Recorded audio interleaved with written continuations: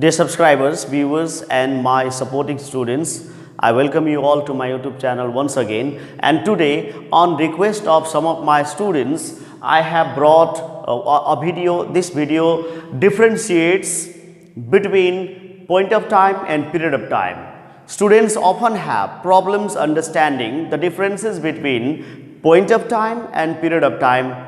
प्राय सोधिरहन्छन्, प्राय कन्फ्युज भइरहेका हुन्छन्, पोइन्ट अफ टाइम के हो र पिरियड अफ टाइम के हो. So I try my best to explain, elaborate through this video the differences between point of time and period of time. Let's see, this might help you.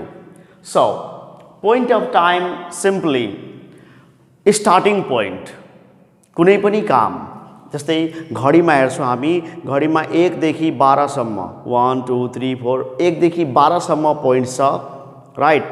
Each point, each one, जस्तै ठ्याक्क 12 o'clock, that is point 1 o'clock, point 2 o'clock, point of time भनेको starting time. कुनै काम कहिले सुरु भयो, कुन बेला सुरु भयो, कति बजे सुरु भयो, कुन वर्षमा, कुन इयरमा सुरु भयो, कुन दिन सुरु भयो, त्यो चाहिँ ओरिजिन देखाउने. The starting time or you can say origin time of an action. घडीमा 12 वटा छ, राइट, पोइन्ट्सहरू. त्यो 12 वटा पोइन्ट्समा कुन पोइन्टमा सुरु भयो, क्यालेन्डरमा 12 वटा महिनाहरूको नाम छ, कुन महिनामा 12 वटा महिनामा कुन पोइन्ट कुन महिनामा सुरु भयो, राइट. जस्तै क्यालेन्डरमा 30 वटा दिनहरू छ, 1 गतेदेखि 30 गतेसम्म, 1 2 3 4 30 गतेसम्म. त्यो 1 देखि 30 मध्ये कुन गते, कति गते कुनै काम भयो, त्यो पोइन्ट हो. कति गते, कुन महिना, कुन सिजन, 4 वटा सिजन छ, कुन सिजनमा सुरु भयो, राइट. 12 वटा महिना छ, 12 वटा महिनामा कुन महिनामा सुरु भयो, जनवरीमा, डिसेम्बरमा, जुलाईमा, कुन महिनामा. स्टार्टिङ पोइन्ट अथवा origin time of an action. कुनै काम कहिले उत्पत्ति भयो, कुनै काम कुन समयमा भयो, कुन दिनमा भयो, कति कुन वर्षमा भयो, कुन इयरमा भयो, that is point of time. Point of टाइमको अर्को तरिका, यसको प्रश्न जुन हुन्छ, त्यो प्रश्न यसले के कुन प्रश्नको उत्तर गर्छ. यसको प्रश्न हुन्छ वेन और सिन्स वेन, कहिले, कहिलेदेखि. मैले एसएलसी पास गरेँ, कहिले पास गरेँ, 2053 मा. 2053 आई पास एसएलसी इन 2053. म कहिलेदेखि पढाउन थालेँ, 2060 देखि. Since when? Since 2060 I started teaching. Since when something happened, since when something has been going on. Since when something has been going on or when something happened. यसको एन्सरमा के आउँछ, which month. यसले एन्सरमा के भन्छ, मन्थको नाम भन्छ. जस्तै when did our physical class begin? Magh. Push. Our physical classes started from push. Since push. Month, name of month. Which month, which year, which season, what time, what o'clock means कति बजे, तिमी यहाँ कति बजे आयो, 4 बजे. That is point of time. तिमी यहाँ कति बजे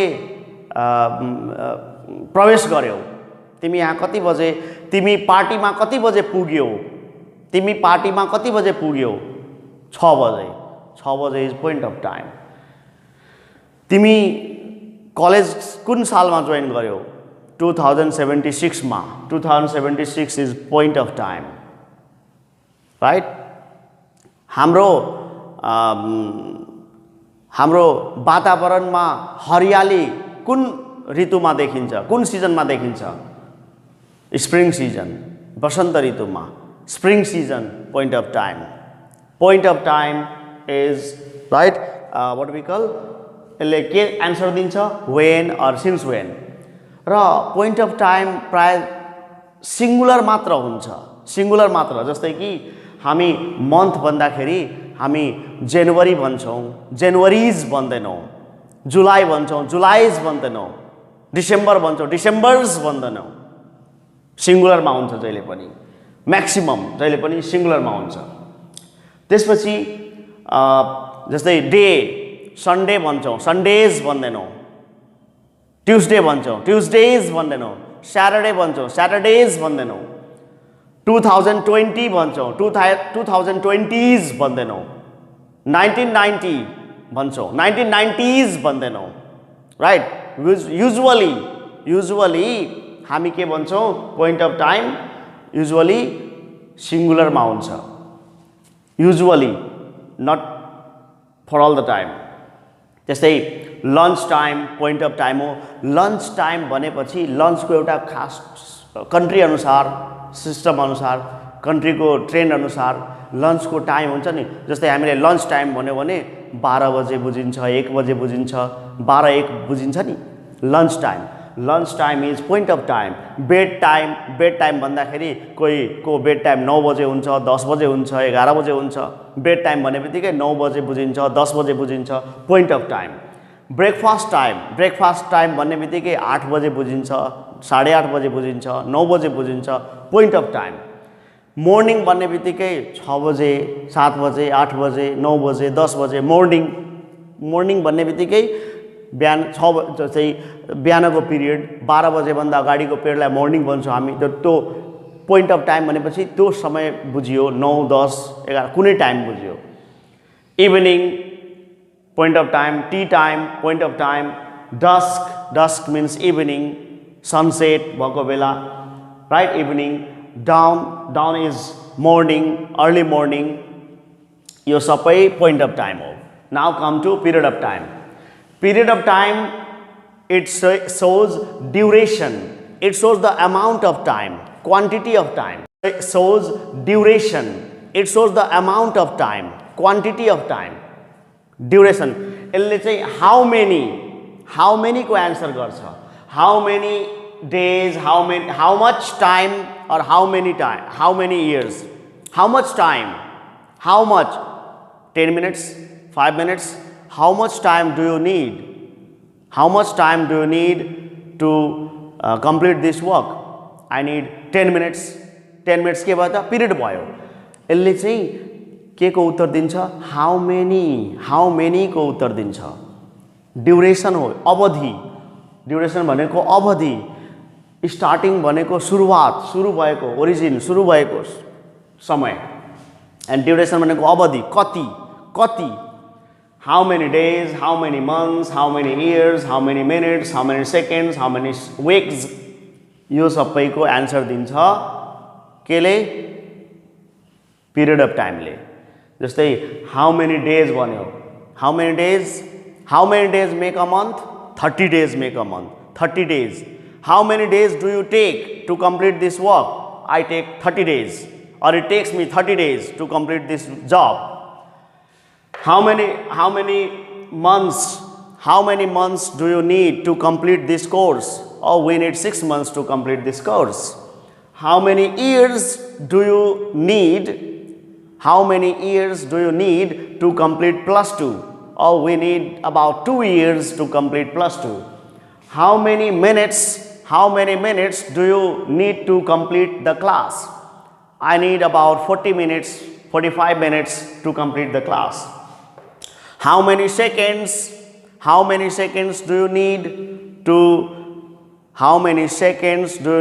to dial a number it takes me 2 seconds 3 seconds 5 seconds to dial a number weeks how many weeks right यो सबैको एन्सर हाउ मेनी को एन्सर के कसले दिन्छ ड्युरेसन देखाउँछ यो पिरियड अफ टाइम हो अब period of time mostly in plural प्राय हामी पिरियड अफ टाइमलाई प्राय हामी प्लुरलमा लेख्छौं प्लुरलमा बुझ्छौं प्राय जसो जस्तै 3 days प्लुरल आयो 5 months plural 6 hours, hours, plural.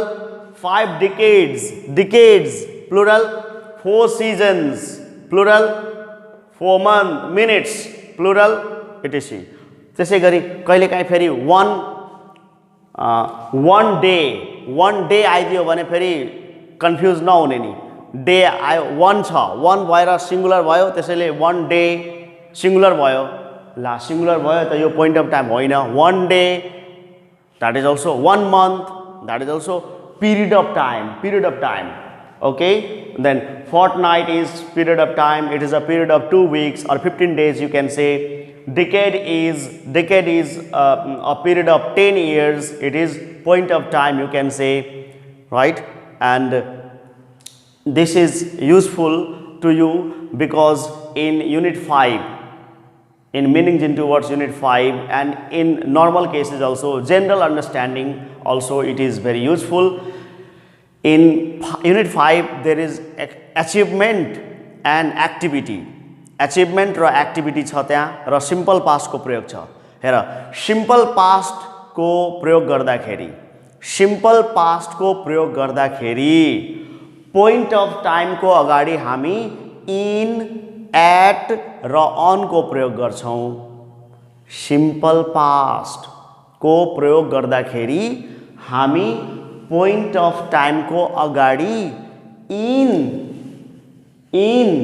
at अथवा on को प्रयोग गर्छौं. जस्तै when did you join college?